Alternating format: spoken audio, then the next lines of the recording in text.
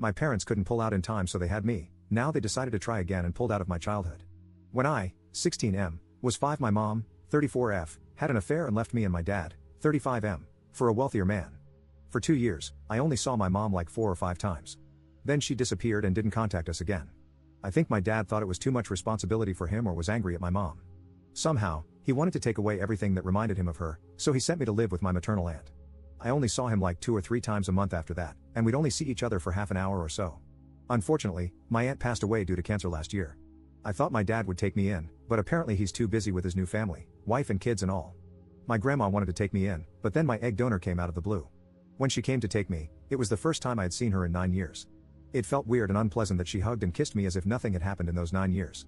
She married the man she left us for, and they now have 3 kids, 10M, 8F, and 7F. I've been living with them for 6 months now, and I spend most of my time in my room.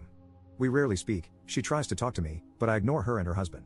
They try to include me in activities, but it's disheartening to see them play the perfect family when I missed everything as a child. I don't really like them. Her husband tries to make me call him dad. He tries to spend time with me and talk to me. He knows I love tennis, so he learned about it and enrolled me in tennis lessons. He wants to talk about it every time he sees me and even suggests taking me to some matches. He introduces me as his son, but I hate it. All I see is the guy who stole my mom from me when I needed her the most. It happened yesterday when he asked me to go with him to the grocery store. While meeting a friend of his who hadn't seen me in any family photos, he asked about me. My mom's husband said, "He's my firstborn. You didn't know about him because he was living with a sister of my wife's." I didn't make a scene there, but when we got out, I told him to never say he's my father. He's just a home wrecker who stole my mom. We got home, and he told my mom. Then my mom, almost crying, said, "You hate us that much, don't you?"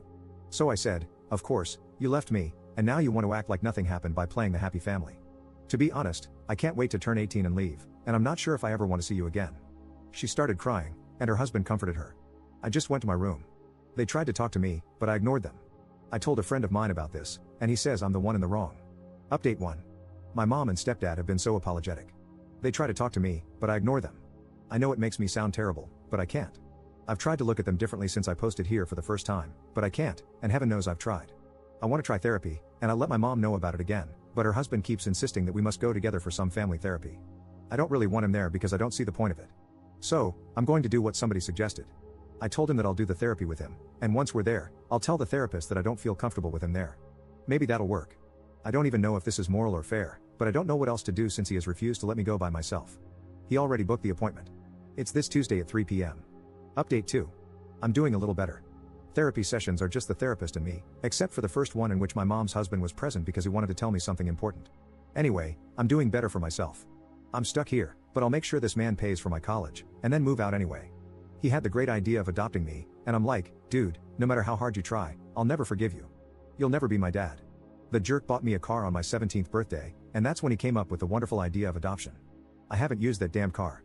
My friends call me ungrateful because they wish their parents would give them a car. The only good thing about living with them is that I can have my privacy, and they respect it. Sometimes I feel sorry for him because he's trying so much to make it up to me, but then I remember all the damage he caused and the abandonment issues I have because of that. As for my mom? Well, we kind of improved our relationship. I wouldn't say I trust her, I wouldn't say I love her either, but we've had open conversations in which we spoke our hearts out. I don't buy some of her excuses, but others seem reasonable, even more now that I look back at it. We've had some therapy sessions together in which we both cried like babies. Update 3. Hi guys, I know it's been a long time since I last posted here. To be honest, I had even forgotten about this post until I saw a video on TikTok like 5 days ago. It was my original post, and some people were asking for an update, so here it is.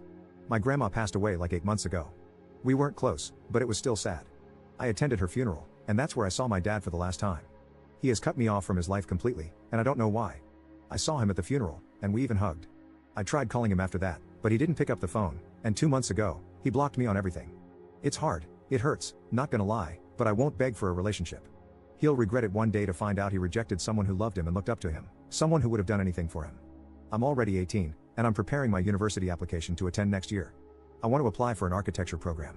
I'm currently working as an assistant at an architecture firm, a job my stepdad got me because he's friends with one of the senior architects.